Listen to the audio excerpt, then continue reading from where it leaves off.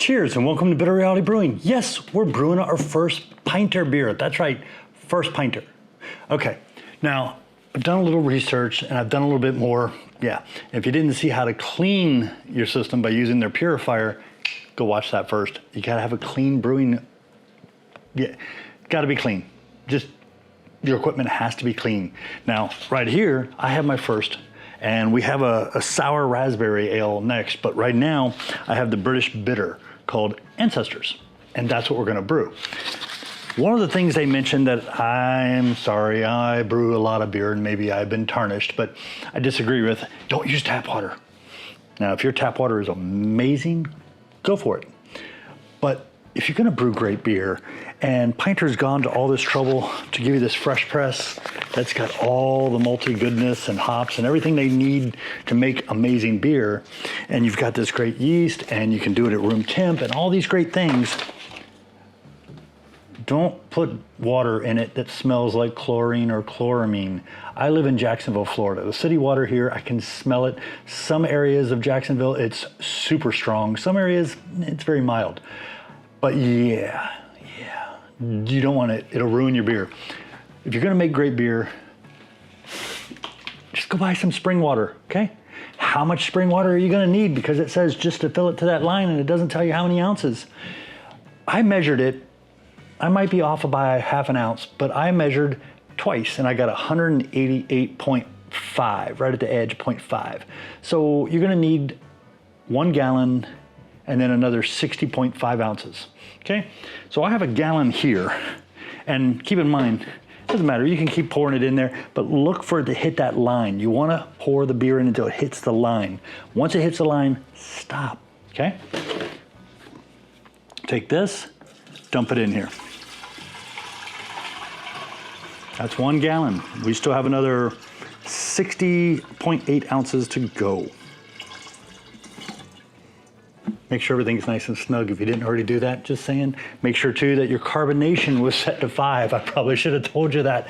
Otherwise you might be leaking out the back door right now. That doesn't sound very good out of context, but I'm just saying, make sure you're set to a 5 on carbonation, then add 128 ounces, and then you're gonna need another approximately 60.5.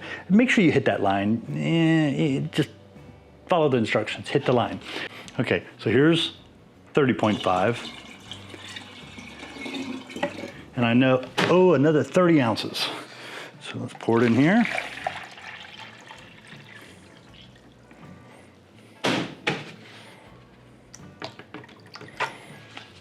This is the part where all you have to do is take this, get out of the way.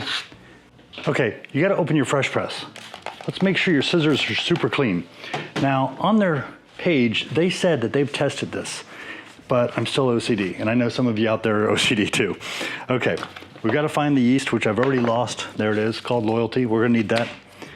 You're gonna need this bad boy, okay? You're gonna need clean scissors. If you don't have Star Sand like I do, a little soap and water under the sink. Just make sure it doesn't have any kind of chlorine on it. Probably wouldn't matter if you're doing this. You can read the back if you're curious. You can scan with a QR code for brewing times, things like that, instructions. But this is the area, and you want this to be clean too. I didn't think about that. So you can rinse that if you want. I'm gonna use that and a clean paper towel I've had, which is already a little wet. That way I know I'm not getting any contaminants in my Pinter, okay? What they said is that they have found that as long as you follow these directions, it really doesn't make much of a difference if you get the last little drip out of here. You know what I'm gonna do. I'm too OCD. I'm just, yeah. Everybody is OCD in my mind to some degree. Okay, I can't even seem to get it to open up and I don't want to put my fingers all over it. So we're gonna hold it up. There you go, there you go. Make sure you can see that. Isn't that beautiful? Smells really good. Now you are gonna wanna squeeze this. I did see too, you could set this in some lukewarm water. I wouldn't like heat it way up, and it'll soften it. Do not put this in the fridge. It will be hard and you will almost be impossible to get it all out. Do not put this stuff in your fridge. Keep it at room temp for storage purposes. Hopefully your room temp is nice, you know, somewhere in the low to high 70s, nothing extravagant.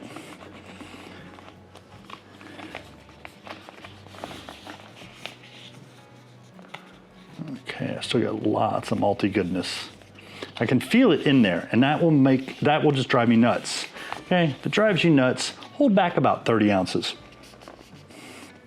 Like I said, you can always pour water in here to the line, pour it back out into something you can measure, and then that way you know exactly how much water has to go in here. Okay, there we go. I'm gonna flip it open. We're gonna skip ahead.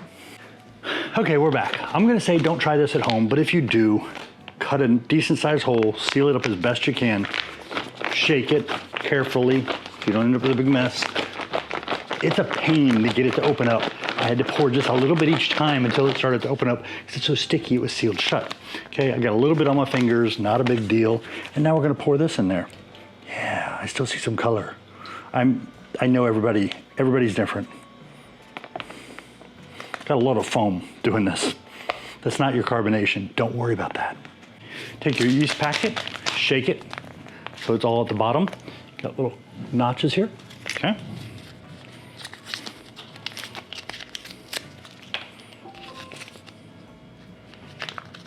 There we go. I'm just gonna dump it on in there, okay? Try to make sure it all goes in there and not anywhere else. You don't want to splash it all over the house. There we go.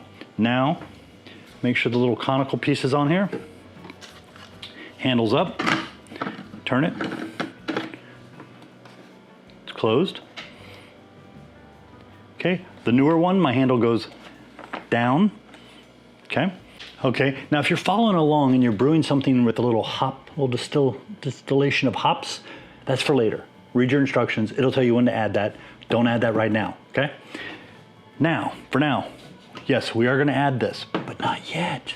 Gotta follow the instructions. Just saying, gotta follow the instructions. So we're gonna take this.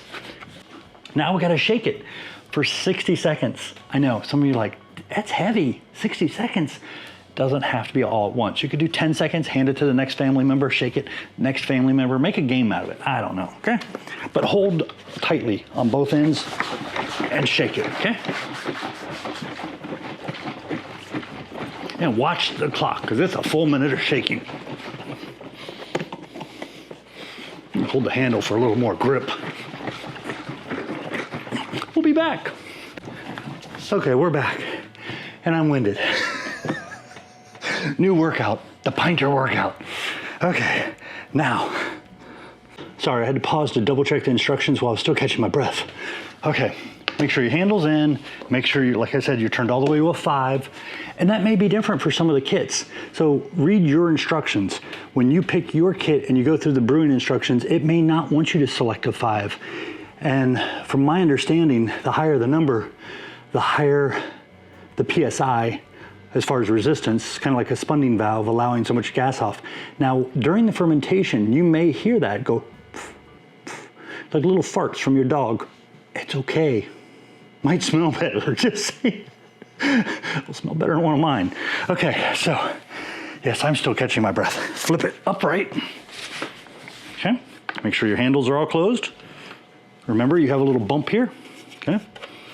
You wanna set that bump over the top of the faucet or tap area, whatever you want to refer to it as. Push down slightly, and as you push down slightly, turn it. Okay, it should line up relatively close. It might move a little bit. Okay, what's next? Well, what if I told you now all you have to do is flip it over 180 degrees and go set it somewhere nice and cool. Very high, I think it said something between 70 and 77. You'll have to double check yours, but okay, based on the yeast, it'll give you different instructions. Mine says between 60.8 and 77 degrees Fahrenheit, which is also 16 to 25 degrees Celsius. Some hissing is normal. My room in here is about 68 degrees on the floor, and at the highest temp is by the windows at about 74. I'm just gonna go stick it in the corner out of my way, which should put it right around the neighborhood of around 70 degrees, and I'm gonna let it go. And you know what? I have notifications turned on, so I'll know when it's about done. Yeah, very cool. Okay, so I'm gonna flip it over while we're still on camera here. Make sure I don't have a massive leak or something. Don't turn that. Once you do that, you're gonna hear bubbling. That's good, just leave it alone. Don't jack with it. Ooh, and I'm turning it already, not meaning to. Okay, I've got a 5, I'm double checking everything. I wanna make sure everything goes smooth. I'm dying to try this British bitter. That's it. Hey, show me some love, like, subscribe, definitely appreciate it. Like I said, if you don't already have a Pinter, right now, Bitter Reality 50. I know they're running a similar deal at this moment, but use the code. Please, use the code. It's not an affiliate, it just gives you the deal and lets them know that you saw it on my channel. That's it. But what does it do? It takes 50 bucks off, gets you 2 free kits. As long as you subscribe, you can cancel subscription as soon as you get your Pinter. You can cancel your subscription 6 months, a year. You can subscribe forever. Whatever fits your deal. Okay? Cheers. Appreciate you. Thanks for joining.